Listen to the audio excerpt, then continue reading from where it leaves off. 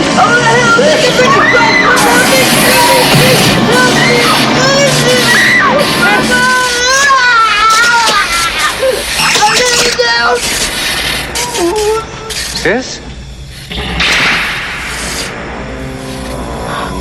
Oh my God. What's up? Welcome to a new episode of Movie Schmovie. This is episode number 454. My name's Steve, one of the co-hosts of the show, and as always, I'm joined by Ron. You better start appreciating old Brad. And John. John. No cool background today, John.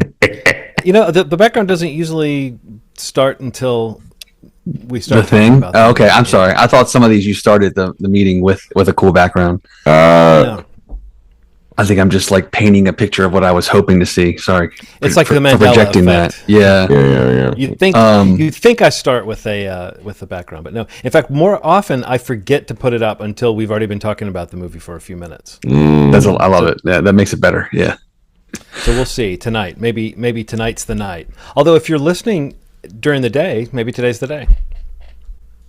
Maybe I they're don't know, do you waiting. ever think about that? Do you think of this as a nighttime podcast? I always think of this as like a podcast that happens at night, but I realize people might be listening to it like at work in the morning, or in the car with their family of an afternoon. Yeah. I always get the text messages in the middle of the day. That's when I always get like you really feel like that about that movie? Yeah, every now, but I love those. I love that proof that somebody's listening. I have a couple friends that will say something that indicated they listen, and it's kind of fun because it's like they listen and they heard the secret word, so they're making a reference that you have to listen to get. Yeah, for sure. Shout out to Pierre. I know we talk about him quite often, but he'll for sure say, I want to hear what you guys say about this movie before I even consider seeing it. And I'm like, oh, man. Oh, shoot. Thank you. Super nice, man. We should just turn this into a Pierre podcast. Yeah. A Pierre cast. Pierre cast. Appeared cast. So we got a exciting, fun little required viewing that John picked for us this week. Before we get to that, Ronald, you said you wanted to mention a news item that you were doing a little dance to. Not just a little dance. He was doing the Six Flags old man dance. Yeah, which is kind of like, it was like a ditty, like he's dancing to a ditty in his head. Blumhouse buys the rights to the Saw franchise, which to me feels special because it feels like Blumhouse is king of efficiency or queen of efficiency. Very efficient company. They take properties and they milk them in the best way possible. Everything's on the screen. Typically, is very story forward, and that feels special, especially since I think Saw is among the annals of new horror figures. Yeah, you know what I mean. Like when I think about newer people, I mean, I when the little kid sees the little guy in like the Party City, well, rest in peace to Party City. Yeah, Spirit Halloween. There's nothing sadder than driving past a big empty building that says Party City on the front of it still. Yeah, for real. That's nuts. That's just, there's no party in there. Yeah, so I'm pretty excited about that. Get back to the basics of that franchise. This is definitely not one of my jams in particular, but I do think I think the Blumhouse that you're mentioning, to me, that's the interesting part because of all the things you just said, that they have a pretty good track record of staying within a certain budget and getting a movie out that people can respond to. Like their runaway hits have been pretty runaway, you know what I mean? Like, and when they take a swing and a miss, I sort of am like, yeah, it's cool that I can see what they were trying to do. Again, not always my favorite kind of horror, but I think when I think of the era of like intelligently budgeted horror films that have like a big Friday and like maybe PG-13 is another piece of this, where there's a Right. younger audiences that is seeing these films. When I think of that sort of era of horror that is maybe tapering off a tiny bit, but for a few years there, that was one of those For sure. reliable spots that someone could open big with a movie that was going to appeal to kind of all ages of horror fans. I think of Blumhouse as being like super instrumental in that, and I always admired the kind of savvy of the projects they would take on, or most of the time I would admire the savvy of it. And I think this feels like, again, not being a person who has a lot of associations with Saw, that I'm like, oh, I can't wait to see what they do with this or that. But that does seem like that could be a savvy choice, because similar to what happened with the Final Destination sort of sequel / reboot that just happened, this is a franchise that can have a sequel / reboot. You know what I mean? You can do a new entry, and the Saw timeline is so crazy. I wonder if the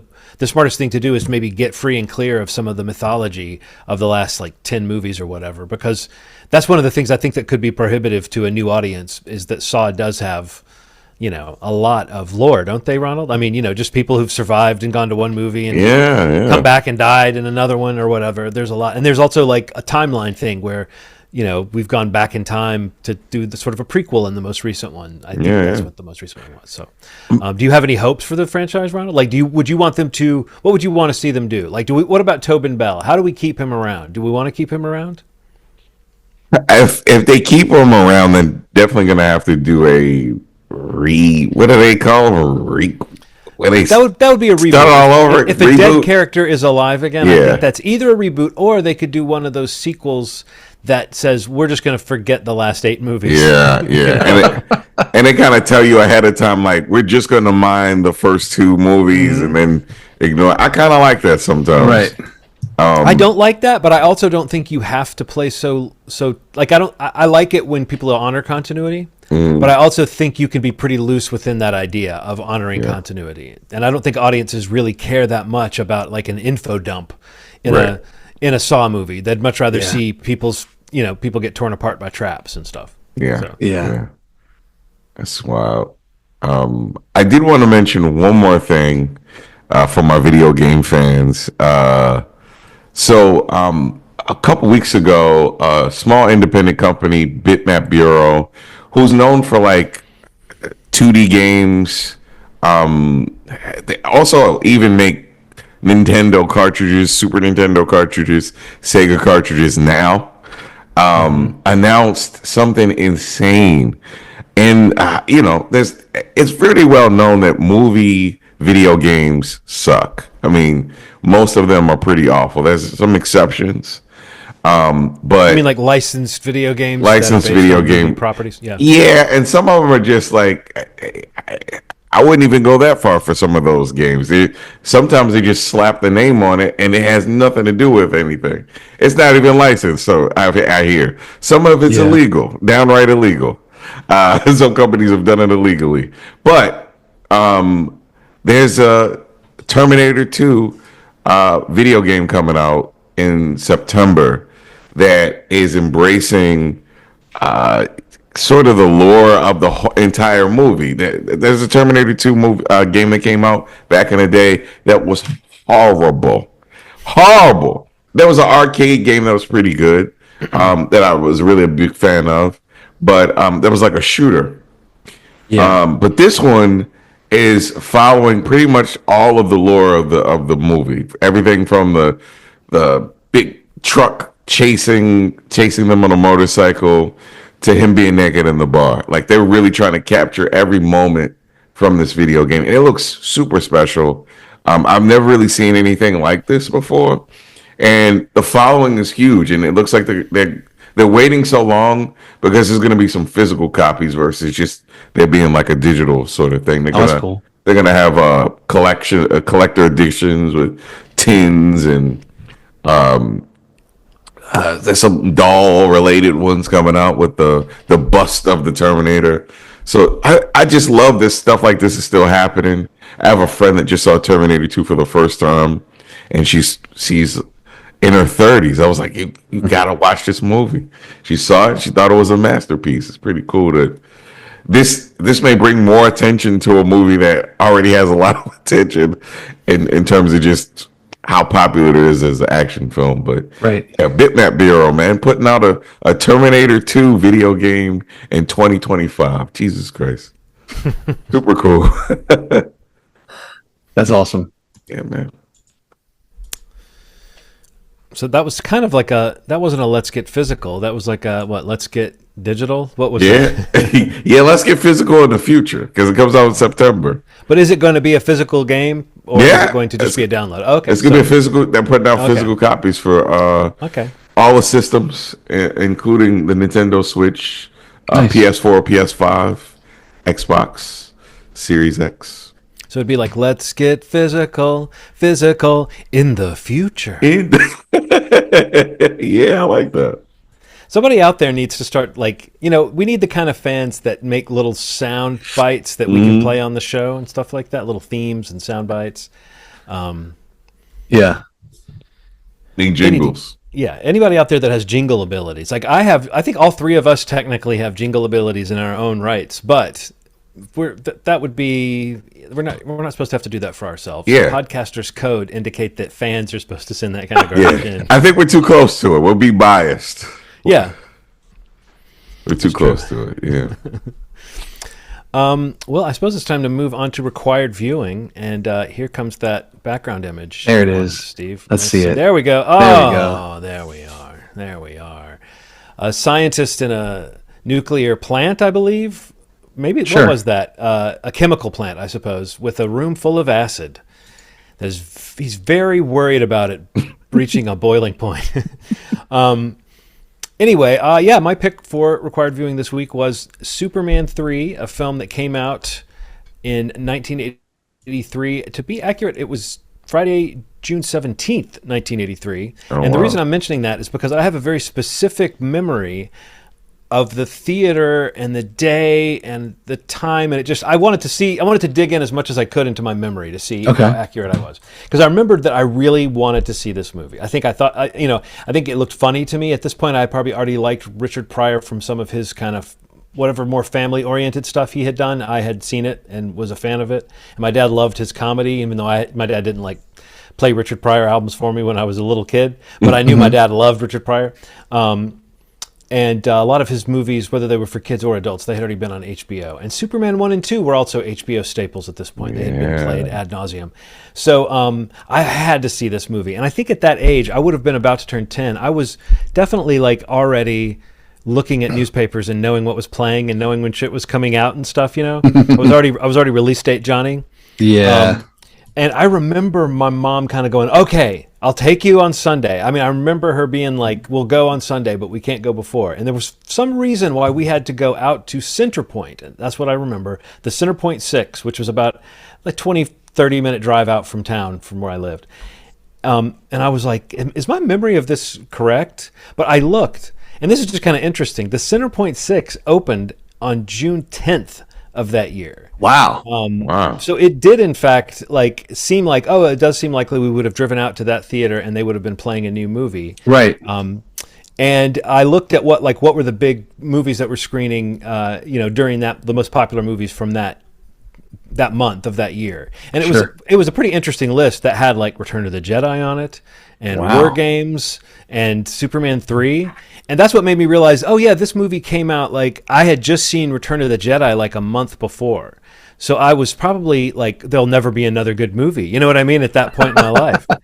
And then there was a Superman movie that I was like, well, maybe this will close the loop. And I think I probably had a lot riding on it being good. I don't think at almost 10 I was ready to say, well, that was a little too silly, or that was kind of campy, or that was out of control, or those effects were cheesy. I don't know if I quite had all that in my head. I think I knew that it was kind of disappointing compared to the first two movies. But I think the second Superman is like, I don't know, there's things about the first one that are pretty unassailable and great, but even it's got some charms that make you overlook the campier things about it. And the second one is just more of that, whatever that weird balance is. Some really weird campy stuff mixed with some kind of great stuff, that has aged well. And this movie is kind of the one that even just bringing in Richard Pryor to be the sort of co-lead / villain of the thing, I did think it was a fun look at a movie that is an example of what they were used to them doing now, which is trying to keep these superhero franchises going after after a success and then maybe a slightly less success on the second one, and then how do you keep it going? And in this case, it was like bringing some star power. And Richard Pryor, as I mentioned last week, was paid really well for this. For the time, it was $5 million, which was a big deal. Wow.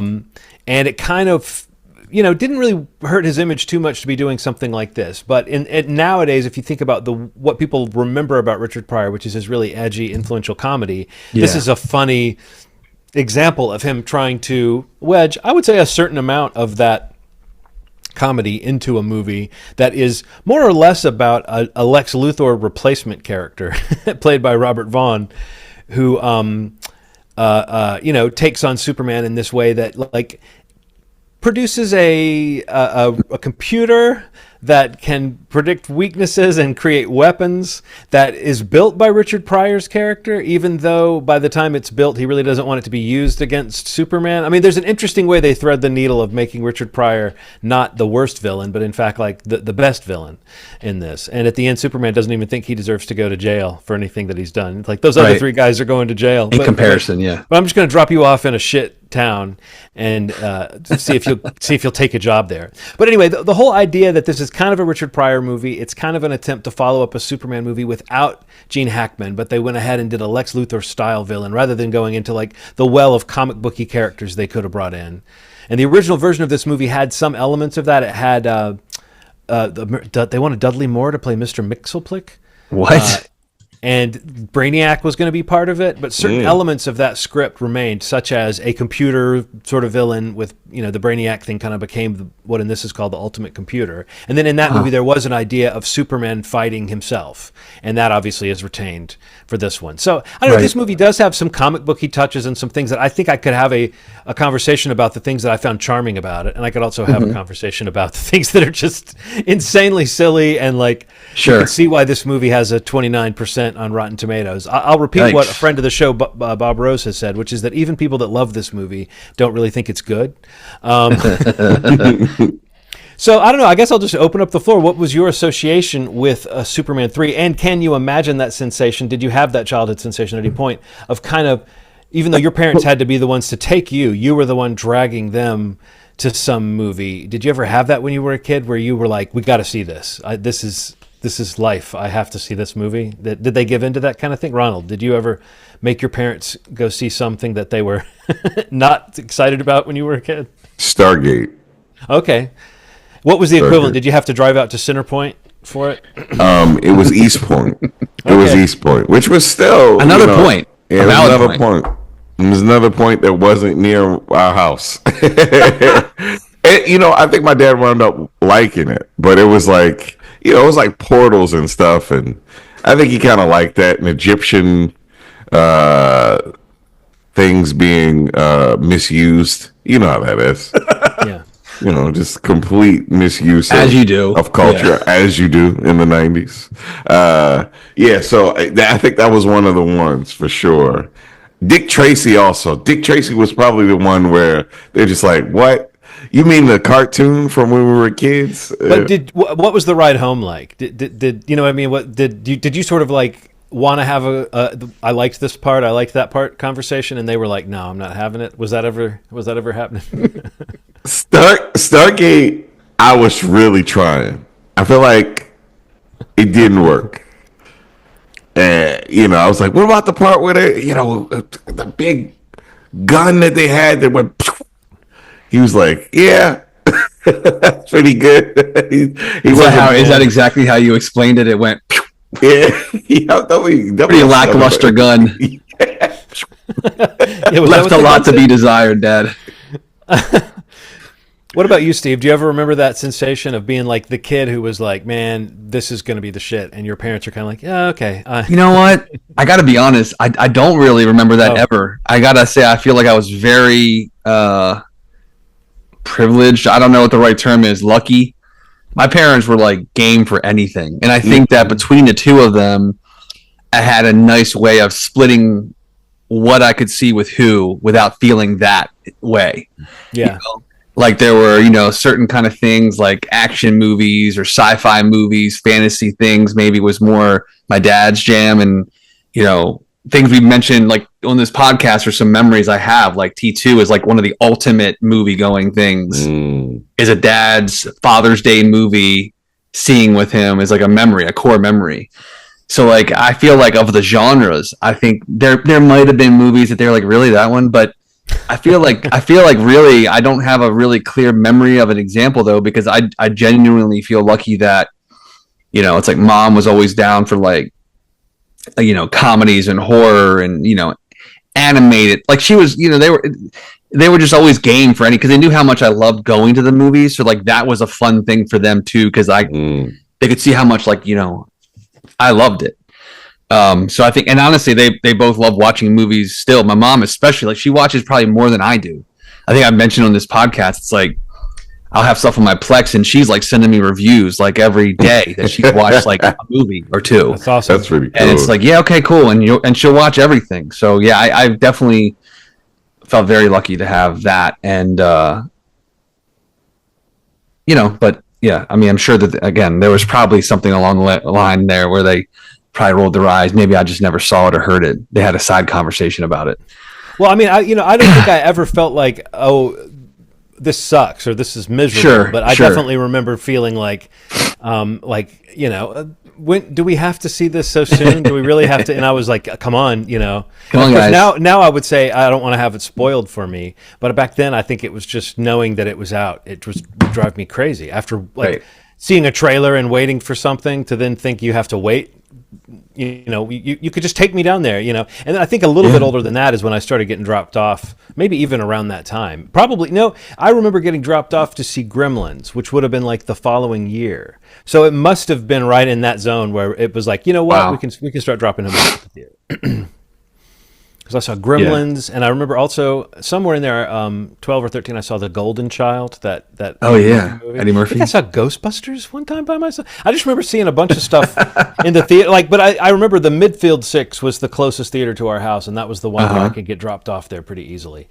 And you know, I think I must have just really nagged everybody about like, well, can you take me? So can you take me down? It's now good. It's now good for you. It's good for me. Can we just do this? You know, I've got to see The Golden Child. The novelization was pretty good. I'm ready to see it. I've seen novelizations. I've seen the 8 pages of color insert in the middle of the novelization. They need to bring that back, man, for every movie. Yeah. Well, you know, they started doing it again almost as like a niche item, like a merch item for certain things. But if you look in the store, you'll see it like it's still kind of a specialty thing, but it started to creep back out. But anyway, so yeah, Superman 3. I don't know. Was this your first time to see it, either of you, or had you both seen it already? I'd seen it before, but it's been a long time. Same. Yeah. What about you, Steve? Yeah, no, definitely. I've seen it. Yeah, I haven't seen it in a while. Yeah. But for sure, this is something I remember watching multiple times, especially as a kid. Yeah. And early teenage years, like for sure. And it would be something like if it was on TV, sure, it would stay on. Yeah, this must have run a lot in that way because I remember. For sure. I just started remembering everything about it. Do you know what I mean? Like nuance and inflections of lines and things. And I will say that I think that this movie is pretty campy in a lot of ways, and it's really trying to remind you of like Gene Hackman and is it Valerie Perrine from the first movie who played Miss Tessbacher? I think you're right. Yeah, they're really trying to remind you of that, but they're not quite getting it. But at the same time, I do think it's interesting that they've decided, okay, it's not Lex Luthor, but it's still like an industrialist, rich guy that Superman's taking on. Like they did not go with a villain that Superman can really fight. Right. I don't know. I feel like that's a mark of maybe the time that they weren't ready to go full comic book. Like the idea of that Dudley Moore as Mr. Mxyzptlk, that sounds kind of fun, and whatever Brainiac would have been. And Supergirl was supposed to be in that. Actually, I think I read some treatment that said that Superman and Supergirl were going to get married at the end, which I always thought they were cousins. So I don't know if they were going to do a different sort of thing. But I think that would have never, I think that treatment never happened because it was too comic booky and too big and too fantasy. And you can see this is very much in the other direction. But they're trying to do something kind of sci-fi fantasy with this supercomputer that sort of becomes super intelligent. Were you impressed with how quickly Richard Pryor picks up computer programming, Ronald? I was. It's by osmosis, right? I don't know. It was his answer. By the way, man, can I read a line that just blew my mind? And this was in a PG movie. I don't want to go to jail because there are robbers and rapers who rape robbers. He delivered it in his quick Richard Pryor voice. Oh my god! Well, there were flashes of him doing a little bit of his thing in the movie, I thought. But that was the biggest flash of like, that's just like an improv line that just wouldn't happen now. Yeah. Like, Yeah. I think honestly at that time, the idea of rape was something you could throw out there as like a rough thing, but we weren't, it wasn't like you were invoking it. Do you know what I mean? Yeah. It wasn't like you had to earn it to refer to it. And now I think the idea is you don't bring that up unless you're dealing with it in some way. Otherwise, you would find some other way to say that basic line. I mean, there's another way to combine different crimes and say the funny PG version of that line. But the fact that they thought this was PG. Well, I mean, remember when we watched Top Secret, there's that whole thing about the anal intruder. Yeah. That was PG. Yeah, It's crazy. In that a guy dies from a mechanized dildo that he sticks in his ass. And the joke is that he died with a big smile on his face. He really seemed to like it, or whatever. Like that's a PG Jeez, movie. whiz. So it's like, that was the heck of a time, the 80s. Early 80s. But beyond that, I think that like it's just a Richard Pryor thing. Of course, they're going to let him do a little bit of his thing. Another part that felt funny to me in the way that he is funny is when he was outside the place where he goes to hack the computer, and he's talking to a guy through the glass, and he's wearing the suit, and he's kind of doing a character, and he's not quite doing like, the white guy voice. He's not quite doing that, but he is doing a very white guy inflection, and the way he's like, he's going to nail our butts to the wall. Like he's totally doing like things white dudes say, And he even says something about, I had to fix the computer with these two little pinkies, Yes. just whatever. That just felt like him being silly, and the voice he was doing was very much like one of his stand-up routine, the characters that he would do. That felt like, that's a Richard Pryor-ism that got included in this movie, where a lot of it is him working within the constraints of a kind of kiddie sort of script that is pretty sanitized. But his scheme is pretty clever. I mean, his scheme is basically what the guy's doing in Office Space, right? The whole, what's the word? Embezzling all the fractions of cents that get rounded off of people's checks. It's basically that concept. So, I don't know if that was, did they refer to it in Office Space? Did they say something about Superman 3? I feel like maybe someone in that movie does say, I think you're right, yeah. like in Superman 3. that's wild.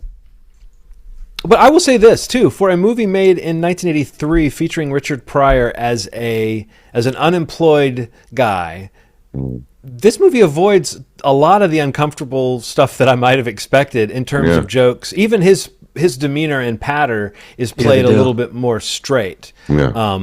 Than I might have expected. I was ready to cringe at this movie when it started off with him in the unemployment office, but that was played just kind of as a character beat. And I think in that sense, they do a good job of setting up the idea of one of these comic book movie villains, that he's got like a relatable problem at the beginning. And like, I think that's a good start for one of, like, you could imagine the heightened, better, more tight version, whatever, of one of these movies that would start with a guy who is unemployed, like figuring out something, but the idea that he takes a computer class and then like, I'll just say this, the timeline of this movie, could you guys figure out how long it took place over? Because they would cut back and forth between things that seemed to be happening over days. And then the other things would seem like they had to be happening over weeks or months, and that was happening throughout the movie. It was like a Christopher Nolan thing. It was like watching, what's the movie? Is it Dunkirk? Where the different timelines are intercut with each other? Yeah.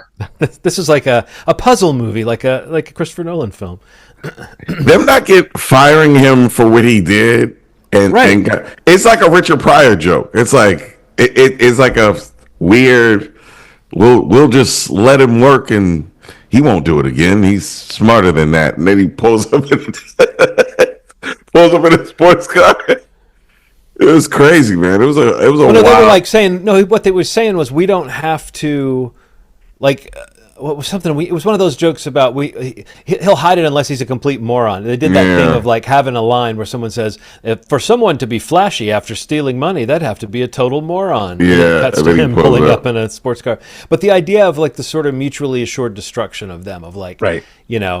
Okay, you did this thing to us. Well, I'll keep you out of prison if you help me out. But I do think it's funny that Richard Pryor then invents a machine that can kill Superman and create synthetic kryptonite and delivers it to Superman, but he's still not sold on the idea of hurting Superman. Like at no point in the movie does he want to hurt Superman, but he does all of these things that are designed just to hurt Superman. Yeah. It's almost like they're just telling us that he's not into it, but everything he does tells us that he doesn't give a shit about what happens to Superman. And a synthetic kryptonite just makes him a bitch. It kind of makes him like a like a Snickers, like before he got a Snickers sort of person. He's just like going to a bar and he starts flicking shit at the. Okay, I'll He just needs a Snickers. He just needs a Snickers. Since you're talking about this part, He just needs a Snicker. That's all. There's Problem that. solved. There we go. Just changed it. He's just really grumpy. Yeah, he messes up a mirror. You know what? Did you notice? Okay, so what we're talking about is that there's a part in the movie where, and we should talk about what the ingredients of kryptonite are. I found this interesting that they actually showed the formula. Because this is another thing, like while Lana and her son Ricky are visiting Metropolis for like the weekend, Richard Pryor and his crew, I mean, maybe I've got the what's happening at the same time not lining up, but like while they're in town for the weekend or while they're just going through normal life, they create a satellite that goes into deep space to where Krypton should be and finds a piece of kryptonite and sends back what is in kryptonite. This is what makes up kryptonite. 15.08% plutonium, 18.06% tantalum, 27.71% xenon, 24.02% promethium, 10.62% diallium, 3.94% mercury, and 0.57% of an unknown substance. Okay. It's not unobtainium. That's a different franchise. But what Richard Pryor puts in is tar. And that is why the kryptonite just turns Superman into an asshole rather than killing him. I think that's funny that like we go through all that to get this like, oh, this is defective. But what are the signs that you're evil, Ronald? Your hair's a little bit out of control. Yeah. You've got a 5 o'clock shadow. You have a scowl. You've got a scowl and dark eyeshadow, like dark pockets under your eyes. And your outfit is a little bit darker. Your clothes darken just a little bit. I will say this, though. One of the most effective things in this movie to me was Christopher Reeve's look as bad Superman, especially in the scenes where he's kind of backlit. Totally. And, like the hair man. is kind of hanging down. His posture, his pose. There's so many different. ways in which he looks like Superman. And I did think like, as corny as this stuff can be, there is a little bit of movie magic in Christopher Reeve, the way he shifts between Clark and Superman. Yeah. Oh yeah, for sure. And then shifting between good Superman and bad Superman is a similar kind of thing. Like it was fun watching him. Like when he blew out the Olympic torch, I was just like, that's so funny. What a dick move. And then the whole thing with the Tower of Pisa, that's so stupid. But it's also like, I don't know. It's just funny examples of like what a dick Superman would do. Yeah. Like he becomes Homelander for like 25 minutes of the movie. does. You know, Somebody give that man a Snickers. He was just doing bitchy That's things. the takeaway. That's the solution. They should have just given him a Snickers. But so as he's walking out of the bar in that part, Ronald, did you notice what the guy on the street said about him? Like there's a bystander. There's a guy who says he's washed up. What? I just love Oh that. my god! The bystander, because bystanders are important in Superman movies. So important. You got to have people saying, "What? It's Superman! Yeah. Whoa, what's the matter with him?"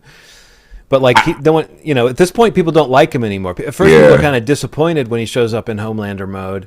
I love when she tells him like, "There's an accident on a bridge." And the truck is hanging off. And there's just enough time to save him. And he says, like, there's no rush. I did like that. That's pretty funny. Yes. Like, I wonder in the new movie, in the trailer, the guy that throws the tin can at his head, like, what does he say to Superman? Yeah, it's true. A piece of trash. And he's like, Well, don't you think James Gunn would know, like, what to in the perfect world, what to take from this movie and what to completely leave. Like, if there's an element of that that's kind of fun. Because, it is fun to see, like, there's a part where people aren't super happy with Superman. But it doesn't have to be the world hates and fears a godlike Superman thing. It can just be, we liked that guy, and now he's canceled because of something he did, you know? But I also think that, like, the smallness of what Superman does in this movie is something that they could not do in a movie now. But, like, that whole opening sequence that ends in him rescuing a guy from drowning in his car. Yeah. Right. But then he, like, saves Ricky from being run over by a tractor. I don't mind. That's all very silly, and this movie, feels weird in so many ways. But I don't mind that I like that kind of small town heroism. Yeah, me too. Even him saving the people at the chemical plant by breaking the silo off the building and turning making it into a slide. Yeah. I was like, that is very convenient. And very fun. Yeah. I wish that someone went, wee! Anyway, that is fun. Don't you think you remember, like, in school when you were a kid, when the gym teacher would bring out the parachute? And you guys man. Like, don't you think for days after this at that company that people were saying, remember that day Superman came and he made a slide? Yes. And we went, wee! Wee! That would be just a good edit, just to, like... Oh, man. Like, is there any way we can hack? We need to get Richard Pryor on the horn, or Gus Gorman on the horn, to hack wherever this film is streaming and see if we can add in people saying, wee! to just that part. But yeah, Superman's washed up, and then he fights himself. That was very surreal, the way he just separates from himself and fights himself. But I did like the ridiculousness of the fight. That it's set in a in a junkyard that has a vat of boiling acid that is just open and no one around. Like, wait, did the guys run off? There were guys working there who ran off. There were people there. When people saw angry Superman show up, they left. But yeah, I did like that there's a big thing of acid there, and it just says danger, acid next to it. That's like going beyond labeling stuff in the 80s movies. Like, it would have just said danger, or it would have said acid. It wouldn't have said both. I know. But they took the extra step here. Much more realistic. Yeah. Honestly, the big thing, like, I watched it, like, obviously, everything, I agree, like, it's kind of silly and it's fun in its own way. But you touched it a little bit, John. But, like, the thing that immediately I left it with was still the Christopher Reeves of it all. Like, for whatever this movie is, it's just still, there's something special about Christopher Reeves as Superman. Yeah. Like, planting him in this movie or the second or the first, like, it's just one of those magical casting things. And, could be the best part of something, even if it's not great in his own ways. And especially, like, watching that doc recently and, like, kind of seeing his feelings with the franchise as it went through, the sequels and changing directors and all that stuff. It still comes off like he is Superman. I still believe that Christopher Reeves is Superman. I remember feeling that then, and even in a movie rewatched now as an adult and knowing a lot more about characters and in these films and the actors and actresses involved with them, and it's just a whole different perspective on it.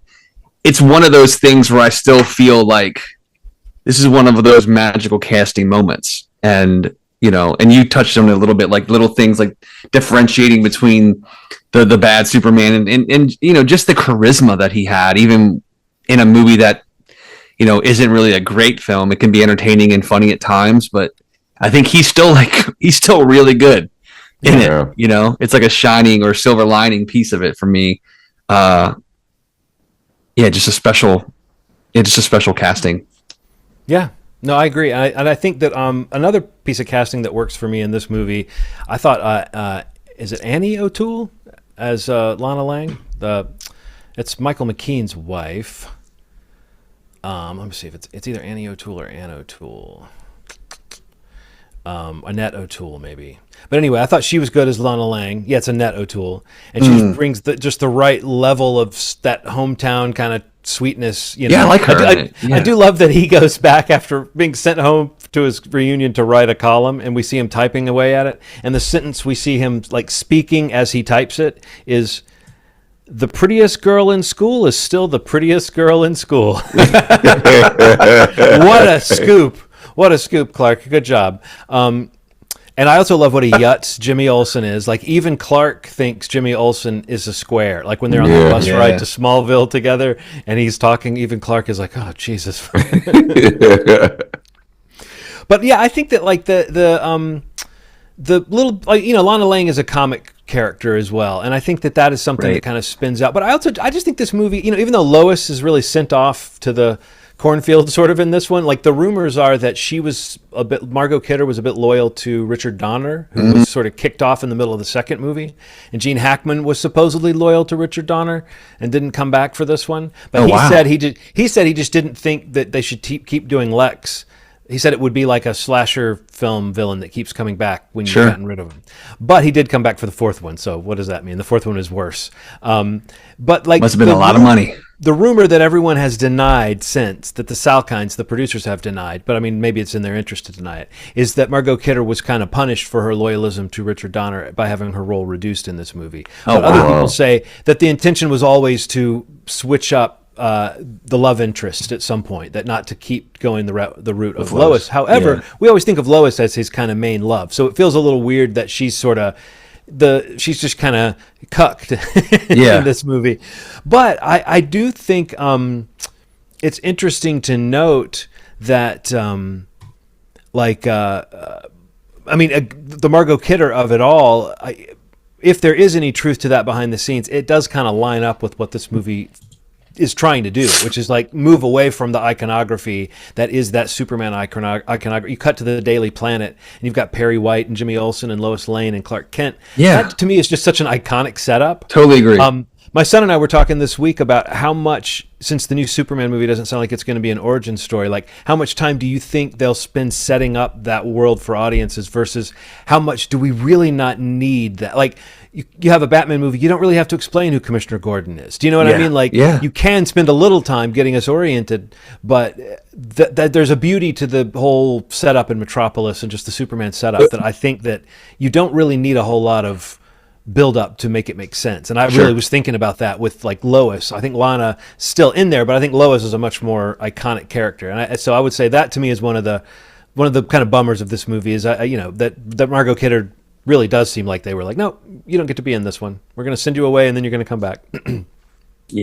Wow. That's valid. I mean, yeah, it's valid to do that with any character in a sequel. It's an odd thing. And also when we know about Margot Kidder's kind of true story, her career was, kind of went off in some odd directions and then she had some hard times after this. Yeah. So, I think she was hard living. I think that was already happening at this point in her life. So maybe that was also a factor in not using her more. But okay, I'll ask you this, Ronald. This is a question I definitely thought I'd pose to you. I thought you'd have an interesting take on this. What do you think is a more impressive use of the Ultimate Computer? Or that's not the Ultimate Computer. This is just when Richard Pryor was hacking the computer at the Wheat King. Controlling the weather, or making the walk and don't walk guys in the sign fight with each other. In that one scene where you saw tough call here. Definitely the latter. Definitely the latter. Because how the hell do you do that? I couldn't even imagine, man. Like, there's theories that there are groups of people that control the weather. But I'm not even going to go there. But Please don't. I've never heard someone say anything about. You're talking about Cobra, right? Cobra has the weather dominance. Yeah, Cobra Commander. But yeah, I've never heard anybody talk about manipulating the sign. Yeah, that's nuts. Making the walk and the don't walk guy fight with each other. Yeah. And then after that, we didn't see it really happen. Well, we saw it happen in a very unconvincing way. But we also learned that after that, Superman turned a storm upside down by moving the small part to the top and the big part to the bottom. And they have Richard Pryor describing that, but they cut away to it. When you see what they cut away to, you can imagine maybe they tried to shoot that scene and then they were like, you know what? Let's only use 2 seconds of this because it looks like total ass. But let's have Richard Pryor come in and talk about it. Wow. My mind was blown by the walk sign and the don't walk sign. Yeah. It was ridiculous. What about you, Steve? What do you think's more impressive, controlling the weather or animating a walk sign? The weather, for sure. Come on now. Come on. You can influence markets, economies, global standards. True.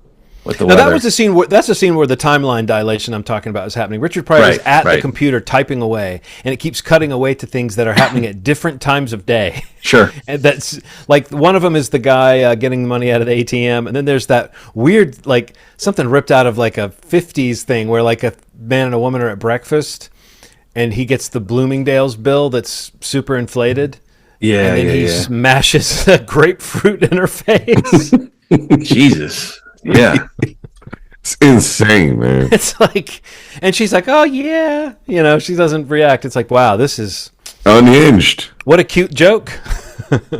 Yeah, it's wild, man. But that's the kind of shit that was still flying. Like that kind of joke was still alive and well in the 80s. The whole like, the man's gonna see the credit card bill and get mad. That's some pretty basic old school shit.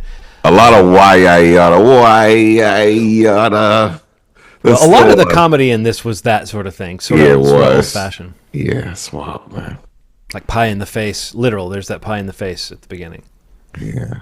The face you just made, Ronald, is the way you feel when you watch that kind of thing. It's so disappointing, man. I'm not going to wince. I'm not going to cringe. And then it happens and you're like, oh, man, this is so corny. This is so corny.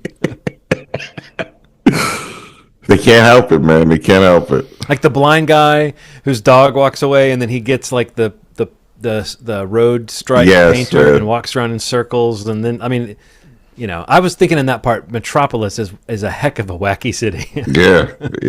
The guy just fell into a ditch. I was like, man, this is zany. What if they had then like just poured the cement over that guy and they cut away and never showed it? Oh my God. That'd be nuts. All right. Well, that was Superman 3. Do you guys have any further thoughts about the glories or the horrors? I got nothing else. I don't think I have anything else either here. Yeah. Nope. That's it. Cool. Ronald, you're up. You're up, man. Man, the one I want to pick is something I've been wanting to see for a while, and I just feel shitty because you feel shitty there aren't very many places to see this for cheap. Okay. Does that mean you're going to personally reimburse everyone that watches along with us? Yeah, for sure. Okay, cool. We'll set up a reimbursement site for you guys and send that along next week. Yeah. So Eli Craig, indie horror film director, did a movie that has a pretty good buzz out there. Shutter production, Clown in a Cornfield. I saw the trailer. Let's go. And I've been wanting to see this thing, man. I tried to catch this in theaters and just missed it. Same. And now it's come home. Missed the shit out of it. And it is now on PVOD for $19. I'm so sorry. And then you're good because I already got it and I just haven't watched it yet. Okay. Yeah. So see it. We're trying to it got really good reviews. It got really good reviews. I heard audience and critics actually. And I've heard great things. I feel like he's friend of friend material for me. Oh, cool. Oh, really? Like Chris LaMartina, I think is connected to him. And, oh, wow. It's Adam Cesare, the author of the book that's based on. That's who I'm thinking. That's who you have a connection to? Yeah, that I'm like I have one degree of separation from, but I have been meaning to read the book. I've heard good things about it too. Adam Cesare's stuff is supposed to be pretty darn good. But yeah, I knew this came out, and I saw a bunch of people that just because I have that like friend of friend association with the author of the book. That's where I saw it when this movie came out. I saw a lot of people, kind of hyping it up and stuff, sharing it around. Yeah, yeah.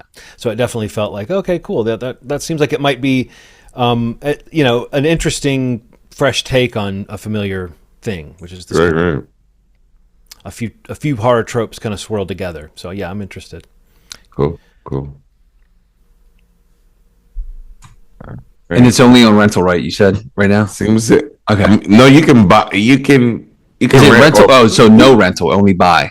The rental's only $5 cheaper. So it's like okay, so it's that 19, that weird 19 to rent it, 25 to buy it situation, that's a lot for a new movie that isn't like a huge tentpole movie. Normally, like Sinners wasn't even 25 when it first came out. It was 20. I'm like, why would they charge more for? Yes. By the way, Interesting. I thought this was funny. This is Yeah, that's a good one. Oh my god. But I mean, like, funny guy. Like, let's. Yeah. I think you're onto something. Funny guy. But I'm just saying, like, funny guy, this Richard Pryor. even in something like this, where it's not really the best showcase for what he does, his just general funniness made. Yeah. Oh yeah, for sure. I mean, maybe it's kind of cringy watching somebody do everything they can to make something funny that's not quite there. But Yeah. I also think he found a few moments where, like, I don't know, he played to the vibe of the movie a little bit. Like there was some way in which he was injecting. A little bit of like, oh, this is the way Richard Pryor would act if he lived in a world where there's a Superman. Right. But yeah, Clown in a Cornfield. Looking forward to it. So what else did everybody see? I wanted to follow up because you guys had seen How to Train Your Dragon, right? Both of you? No, I haven't. John, You haven't seen it? Okay, so John saw it. Yes. I saw it in a very unique way today. So the Phoenix Columbia Movie Theater is one of the only ones I know in existence that has a ScreenX theater. Oh wow. And I saw How to Train Your Dragon in ScreenX. And I have to tell you, if you are near this, if you have any opportunity to see it in this format, see it. It's really weird. I was gonna say it looks so weird when I see the pictures. 270-degree of movie. So the only thing I've ever experienced that was like this was a Minions ride that kind of was a similar. It's like 180, but 270 is all the way past your head. Yeah. It's like, so think about it like this: in order for you not to get so distracted, Right. the further away you are from the main screen, it gets a little more faded. So I think they did it on purpose, so everything isn't quite as bright. Because I think your brain would get nuts, like you'd go absolutely berserk. Right. But I'd say front screen and then about 180 degrees of it are very bright.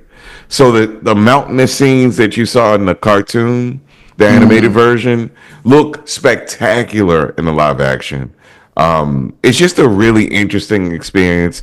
And then I guess the scenes that don't count for that don't show it in that way. So it kind of they disappear for a second and then they reemerge, kind of like IMAX a little bit. So I'm hoping, before I start to talk about how I feel about the movie in general, if F1 is going to be in that format. And if so, I will be back in Columbia to see it in that format. Yeah, I feel like they try to get, like, I know Mission Impossible was. Yeah, I heard that it was. I think it's like that kind of thing where they make. I mean, it's got to be the kind of things like where those movies, the big ones, have some sort of post-production thing where they kind of pull it out to that scope, because I don't know that they're shot for that necessarily, but there's a Sinners version of that too. So I was just going to say I saw Ryan. He was talking about it in that video, the Kodak video. Yeah. But yeah, an interesting, for sure. Like, definitely, I'd like to experience it one time. I just, where's that at? It's at the man. So this used to be a Cinemark, I guess. Phoenix Theater. I guess they've converted what used to be the Cinemark Theater in Columbia to the Phoenix Theater. Oh, I know what you're talking about. Okay. Yeah. So if you look, it says Phoenix Theater, Columbia, Snowden 14, yes, ScreenX. So there are some movies in ScreenX. So here's the weirder part about it, Steve and John. It's not listed anywhere. If you look up a ScreenX screening on any site, it doesn't really list it. You have to go to their site directly in order to see those listings. I found out about it through Movie Pass. Movie Pass showed it listed as ScreenX. I'm like, ScreenX, like the whole. Yeah. Yeah, it was an experience, man. I thought it was really cool. I enjoyed the movie overall. I didn't feel like it stepped on the animated one. I know that I thought that it would, but this feels like a different sort of thing. It feels like a companion piece if you've seen it before, but also there's something about seeing kids do things in real life that kind of makes you feel different about it. Like, it's not quite as quirky. It's not quite as the people aren't quite as charismatic. But there's something that I would have gotten from seeing little kids get on dragons as a kid that would have done something a little different for me than seeing it in a cartoon form. But I thought it was cool. I thought it had the beats. It did. They really didn't do anything different with the designs of the dragons at all. Like I thought, like you were saying, like I thought that they were going to do something a little like elevate them in a way. Yeah. But you're right. It really just looked like upscaled versions of the dragons just placed. I mean, maybe that's good. It's good. Again, I feel like that's just such a calculated move that they're saying this is the look of this world, and it's almost like a cautiousness on their part not to have it be too different visually. Which again, I can see that, and what you're saying is similar to what I was saying in the sense of like, if you picture someone seeing this version for the first time, it's like, yeah, I'm fine with that. Like, I'm not gonna say, oh, it's better when Jay Baruchel does the voice, or it's better when whatever the visuals and the magic of the animation. It's easy to let go of these things and say, well, that was the version that I loved, and this version I can't say it doesn't have heart, and I can't say it doesn't have intention behind it. But it is funny how much they didn't take an opportunity to like redefine really anything about it, except for what you said. And this is something I said too, is like just whatever that added thing that you get from seeing it slightly more amped up visually, slightly more real. Like I was saying that the flight scenes, you can't help but find those a little bit exhilarating because it's a human that you're watching and not a cartoon. Yeah, those scenes were plenty exhilarating before, but it can't help but be a little bit maybe more engrossing when they make it more real. But the motion and feel of the movie is pretty much just saying, how can we copy the original as much as possible? Without, absolutely. Without just animating it again. So, but no. What did you think of Nick Frost? I loved him, man. Yeah, I liked him too. I loved him. I thought that he was really pretty special. Like he was kind of the heart of the whole situation. Like you really feel it in this one. And there's something about the dad situation too that made me a little more weepy. Seeing like, there was like a real big difference in the size of those guys. And, some of the moments that were special in the cartoon really hit hard for me watching it in the live action version. Like, Gerard Butler still got it. I mean, he's basically doing the same exact thing. Man. But yeah, it's like the fact that he was able to physically embody that character is sort of cool and impressive. So. He's just kind of moving around, and he's bigger than everybody in the movie. Like I don't know how they shot it that way, but like he's physically taller too. So like I don't know if it's like just a perspective thing for some of those shots, and maybe he's not short. I mean, maybe that's one of the things too. He might be like 6 foot or something like that, and that may be the difference too. But all around, I love the kids. I love the kids. I really did enjoy Hiccup, man. Like Hiccup isn't Jay Baruchel, like it isn't, but he has slightly different. It's like a little older version of him. Like he feels a little like, ooh, he's not as boy as Jay is in that movie. He feels a little like less like a dweeb, which maybe I kind of get why you liked the cartoon version, because it feels less of a stretch in this one for him to find his sea legs when he starts to develop into who he is. In this one, it's like, all right, you're not that much of a loser. You're not, you know what I mean? It's like, right. This guy just needs to be more really. In this one, you think more about the. Again, I think it's can't hardly wait it. Knowing so much about it, but like you come into it knowing so much more about the thing that you're noticing, like the bind he's in. You know what I mean? Whereas like I think when it was before, it was just kind of all the world building, and I wasn't thinking so much about like, oh yeah, if this was like if this was your predicament as a teen. Because maybe that's what it is. He feels more like it's like he's a little bit older in that he's more in that older teen way, whereas Hiccup in the first movie feels like he could be a little bit younger than that. But I don't even actually know how old he's supposed to be. But I just feel like you can sort of sense that feeling of like rebellion. That's the word I was looking for. Of like against the the strict rules that are around you, and you start to realize like how much it would suck to be in this predicament where, in order to be true to yourself, you really have to break away from your whole tradition of your the town and your family and everything. And I feel like I may have felt that a little bit more strongly when it's a human being that you're watching. What's the movie where the girl just has to take off her glasses and then like, oh my god, She's all that. she's all that. It felt like that. I was just like, Yeah, hiccups, all that. hiccups, all that. He just had to like slightly change his posture a little bit. He already had the girl. It was like, it's like he had it in the bag. Like it wasn't a stretch in this one. Like this didn't feel like a big like, oh boy, the girl likes me. Oh goodness. It never felt like that for him. It didn't feel like a challenge at all. Like of course, like getting his dad's approval felt like the hardest part of this story versus everything else that felt a little harder in the animated one. Like everything felt like a challenge to that character, to that version of Hiccup. But this one was like, they may have casted somebody a little too cool for this one. Not in a bad way. But I think it just feels different. I think it's interesting that we're getting at this idea that in the live action one, it feels a little bit more like teen angst. Yeah. And in the other one, it feels more like you're watching a fantasy story with a sort of classic lead character who's the sort of nothing, the sort of Cinderella character, who's going to go off and have their adventure. I thought I had another question for you about it, but I guess not. Steve, did you see anything that you want to I saw Lilo we were and talking Stitch, right?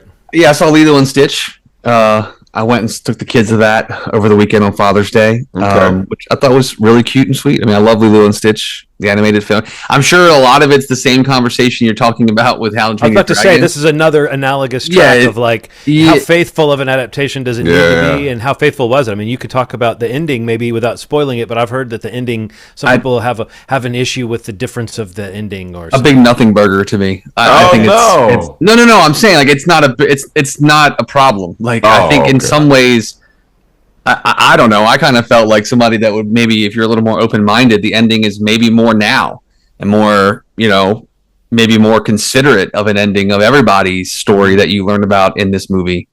But I mean, it is called Lilo and Stitch, so if people, maybe have issue with it, without, I don't want to say what it is, but again, I don't think it's a big deal at all. And like Aaron and I were talking quite a bit about it because I think like Lauren was, kind of anti this movie for many reasons. I think like, she's talked about it before, like the remakes, the reboots, the sequels, like, she's kind of like tired of it all. But also I think some of the changes at the end, I think she had gotten whiff of from a friend or whatever and had feelings about it. But I don't know. I didn't really have any issue with the way the movie ends versus the animated film. Okay, I think it's still. I think it's still very. I don't know the specifics either. I just have seen that some people were up about it. So. Again, I think with just being vague enough, I just really felt like it's considerate. I think it's more considerate for things you learn about the characters in this film versus things you never knew in the animated film. Specifically, the sister. I'll just say that. I'll leave it at that. Nani. Okay. But yeah, it's super cute. Stitch is great. I mean, another great character, like you mentioned about Toothless last week. It's just very funny, very cute. Kids love it. The little girl is adorable, and she's great in the movie. Who plays Lilo? It's silly. It's Zach Galifianakis, Billy Magnuson. I think they're really fun as Jumba and Pleakley. But yeah, I don't know. Like I have no issue with it really. Honestly, it's Lilo and Stitch. My kids loved it. The music is great. It's going to be the theme for my daughter's birthday party next month, so I'm looking forward to that. Because that's all she's watching now. She's just reinvigorated with all the Stitch of it all. But yeah, it was very cute. I liked it quite a bit. Cool.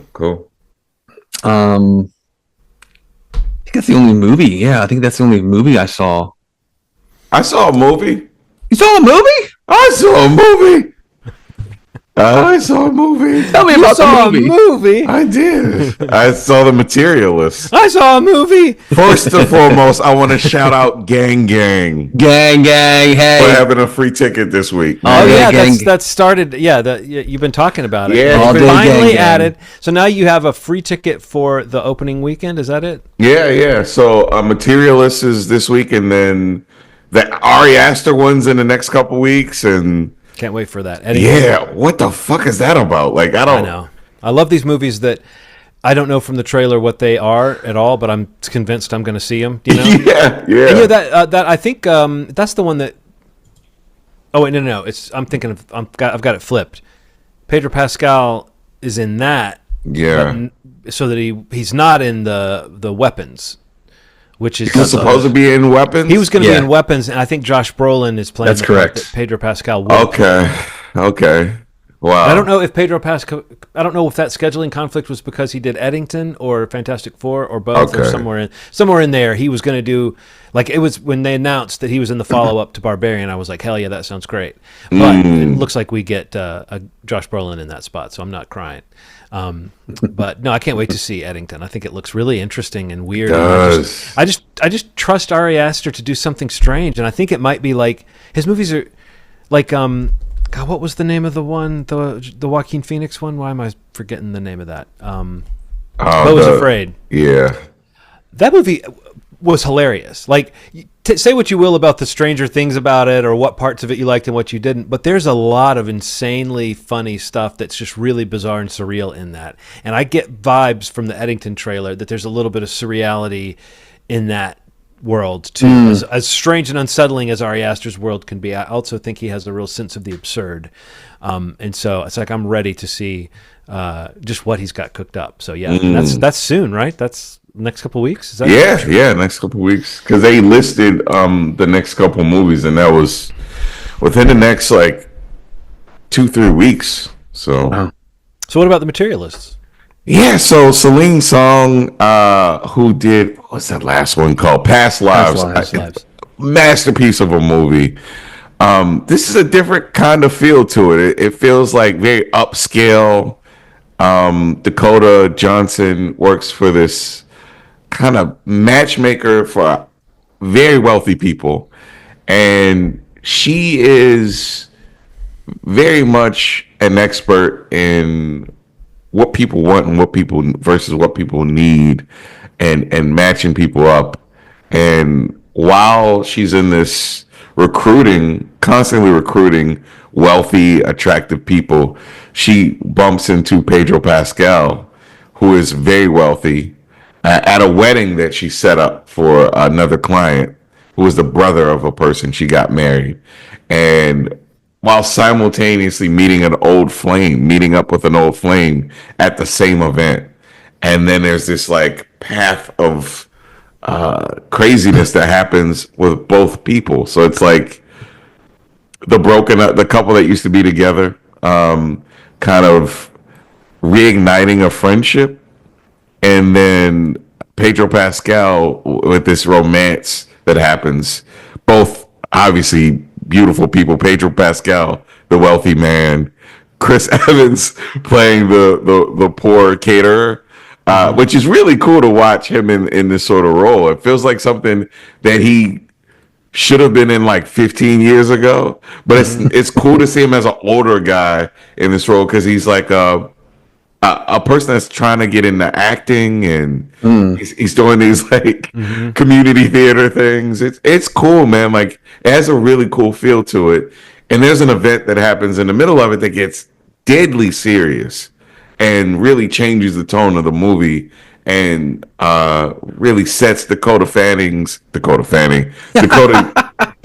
Johnson's That's character. the twist. She turns into Dakota Fanning. It's like, but turns his character on a different path, kind of changes her focus from this job, and really makes her evaluate her entire life. It's that serious of a thing. And it's not something you would expect. It really hits you like a ton of bricks. And who she chooses to tell really makes a difference in how the path of the relationships go. It's really cool, man. It's a cool movie. I loved it. I thought it made me weepy. It really tackles, like, do you need riches? Do you need wealth? Or do you just need love for something to work? Or do you need a combination of both? And it really tackles that. It really tackles that sort of subject matter. because it's really, we're in an era now where people are, making this content red pill. There's red pill women who are putting out things. It's like men and women that are putting out this like very toxic information about like what it takes to survive in the dating world, and a lot of it is very dismissive of people's humanity. Yeah. And this is really addresses that kind of very like regressive stuff. And this, yeah. Now, this movie, I felt like this movie was holding something back or hiding something at its core from it's one of those trailers you can tell you're not getting the full picture. For sure. So no, I'm interested in that for sure. That sounds like an interesting one. So no one else saw Life of Chuck? No, man, I can't wait to see that movie. Okay, is there a chance you guys will both see it in the next week? I think so. There's a good chance, yeah. Yeah. I mean, I might just hold back because it's a movie that I think I'm more interested in having a conversation with you guys about than I am necessarily in just expounding about. Okay, but, so if you think, if maybe even one of you sees it in the next week, I think it's worth holding. I think it's a good chance. As a segment for next week. And I would say to anyone out there listening, if you're a Mike Flanagan fan and you've enjoyed his series on Netflix, or if you've enjoyed his movies before, go out and see this one so you can enjoy. Maybe we can do one of those slightly more spoilery segments on it that we can put at the end of the episode or something, just because we can talk. Because it is a movie that once you start talking about the themes and what happens in it, you're kind of talking about a little bit of a reveal. Like we could definitely do largely non-spoiler conversation, but I would like to talk to you guys about the actual bird's eye view of this movie and what it's doing. So I will just say, if you're a fan of Mike Flanagan, this is in some ways the most Mike Flanagan thing of all. But if you just see the Stephen King movies, it's mentioned in reference to, because this is based on a short story by Stephen King. But they mention it in reference to Shawshank Redemption and The Green Mile and Stand By Me, not in reference to the more horrific ones. This is not a film that trades on that kind of supernatural horror. This is much more metaphysical and emotional, and I think in some ways it's like a big feel-good movie.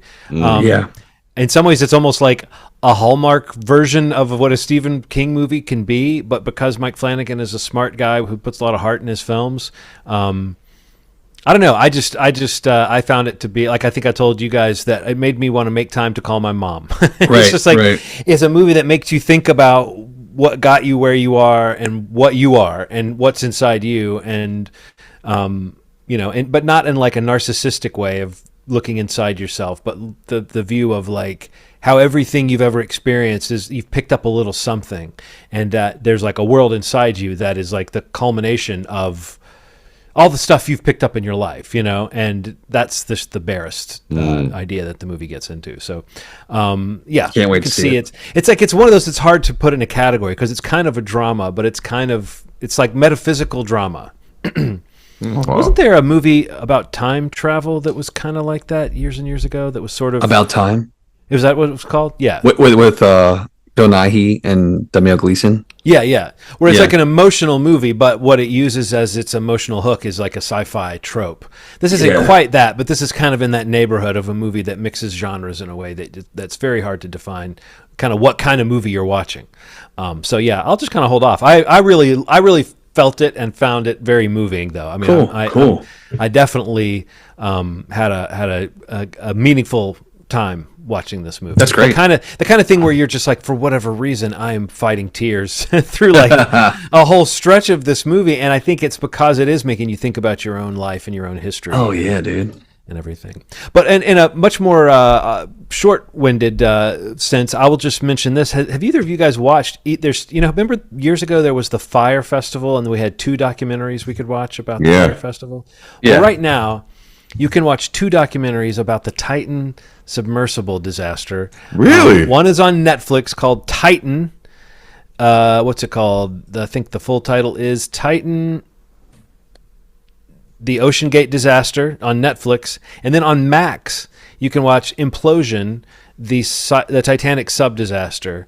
Technically, it's Discovery Go, but it's on Max. And the reason I'm mentioning both is because it's very similar to the way the fire thing was, in that you have different access and different footage, an overlapping story. But this time, it really was interesting because the Discovery Go documentary Implosion really is more, in some ways, more compelling in terms of the information it lays out and the interviews it has, and it's very clinical and very informational. And then the Titan, the one on Netflix, I feel like by the time you get to the end of it, it's much more of a takedown of Stockton Rush, the guy. Like, it ends much more on a note of like the last quotes you hear before it goes to credits are like underlining how much this man was responsible for this, you know. Wow. And both do that. I'm just saying they are different. Like the Netflix one is maybe a little bit more well produced and kind of more paced and more cinematic, but I don't think it misses a few key bits of information that we get from the other doc, where you get like, there's an account of a guy who has a Discovery show. I should know his name, but he's like a guy who has a show about exploring and expeditions, and he did the legwork to do an episode about the sub, and went on a ride, a dive, and like came back saying, went to the network and said, I'm sorry you guys have put money into this, already shooting stuff, but we can't do this. We can't put out an episode that endorses this guy's service because people are going to die, you know. And that story is part of the Discovery one. So again, you get some pretty compelling stuff in both, but I actually did find myself when I finished the one, like, oh, I am going to watch that other one, you know. And I think, I don't know, it scratches that itch for me of just the answers that I needed, my curiosity about this horrible event.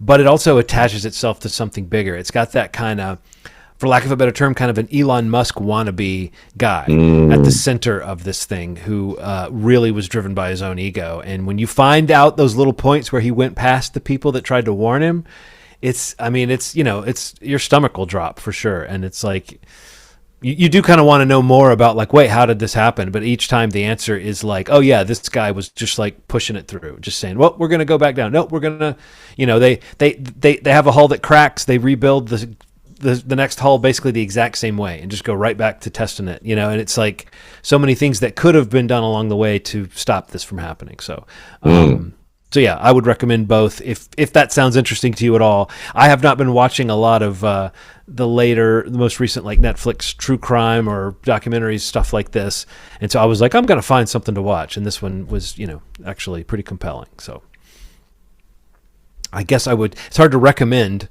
depressing stuff like this, but it is very interesting, and I do think it kind of gets at this type of guy. I feel like these guys with money to burn and a big ego, that's sort of the problem of our age, you know, that we're in right now. So, yep, small scale or large, you don't want these ego maniacs kind of influencing things.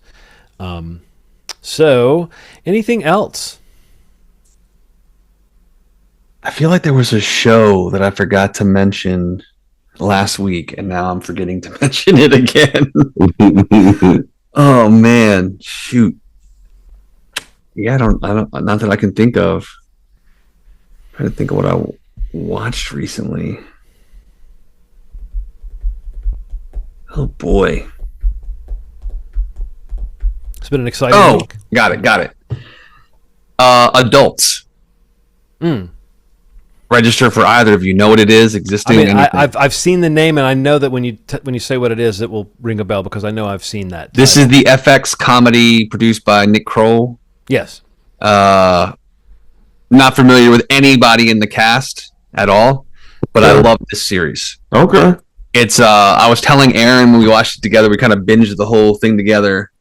Pretty sure it's FX. Yeah. Wait, now that I'm saying that, maybe it's Hulu. I can't remember. Gosh. It's Hulu. It's Hulu. Yeah. I when I said we binged it, I was like, it couldn't have been FX. So yeah, it's Hulu. Basically, it's like if New Girls / Happy Endings. Oh, what? Could have been like a little riskier, a little more R-rated. Oh, don't tell me that. Yeah, you're gonna love it. I'm telling you right now. Like you're both gonna dig this show. It's super funny.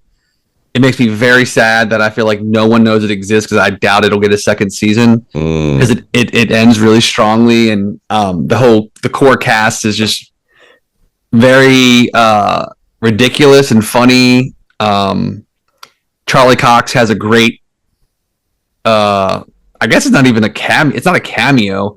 a guest starring role in the middle of the season. That's Daredevil, right? Mm-hmm. Yeah, Charlie Cox. Make sure I have the right name. But that episode that he's in is, or the main one, that the Thanksgiving or the turkey dinner or the chicken dinner episode. You'll know it when you see it.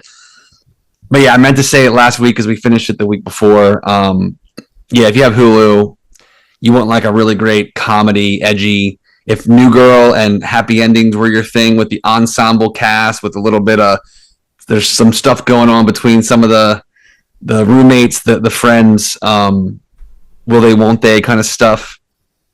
You'll love this show. It's great. It's called Adults, and it's on Hulu. Okay. I'm looking at the people that worked on it too, and like episodes directed by Jason Walliner and Stephanie Robinson. I don't know if you know that name, but she's a writer and producer that's worked on like Atlanta. And, Okay, cool. And Fargo and What We Do in the Shadows. I mean, she's one of those people who I've quietly watched her like do some of the best. And if you look at the episodes she's written, I think she wrote the what's his name, Jackie Daytona.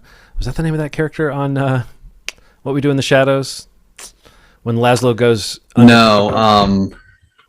Oh my God, what's his name? I think she wrote that episode though, and I'm pretty sure she wrote the episode where Paperboy's trying to get a haircut. I love that. That's like one of the best, man. I mean, honestly, Yes. but when I started noticing who this person was, I was like, Oh, you're right, Jackie Daytona. Yeah. okay. So Either good. way, I so that's a No, dude. Yeah, I mean, I'm sure there's lots of pedigree behind it. I'm just saying that, but what you're saying, it indicates like what I saw Nick Kroll looking for in talking a about show. it. Yeah. Right. I saw Nick Kroll talking about it.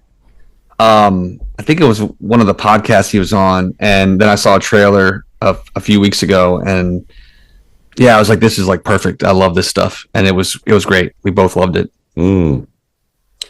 Yeah, Hulu. It's a quick watch. I think it's only 8 or 9 episodes, and they're like 25, 30 minutes. Oh, cool. That's it for me, though. Well, that's a show. It's a show, guys. Movieschmovie.com is the website you can go to listen to the podcast. You can subscribe to the podcast on your preferred platform for your podcast pleasures. We are also on YouTube, youtube.com/Movie podcast. You can go there to watch us, listen to us, take it in little bite-sized morsels if you prefer. Got the shorts on there. And if you do any of those things, please just subscribe and hit the bell, leave a comment, give a thumbs up, do something to let us know that you enjoyed it. And if you really enjoyed it, if you could share it with someone, that would just be beyond expectations for us. It would really mean a lot. What we're saying is our expectations are super low. Yeah, that's what I'm saying. Like, all you gotta do like is share. Yeah, right. Come on. It's really, really hard. That would We've be been beaten amazing. down by life. We don't expect much. Just Oh a my morsel God. of a share. Yeah, come on. We'll be back next week with hopefully maybe we'll talk a little bit more about the life of Chuck. Yeah. I'm gonna try to see 28 Years Later. Oh no, that's Yeah. next week. No, is that this week? That's just Friday, I think. Yeah, this Friday. Okay. And then Ronald's pick, Clown in a Cornfield. Yeah. Yeah. Thank you so much for listening. As always, you've made our day. Bye.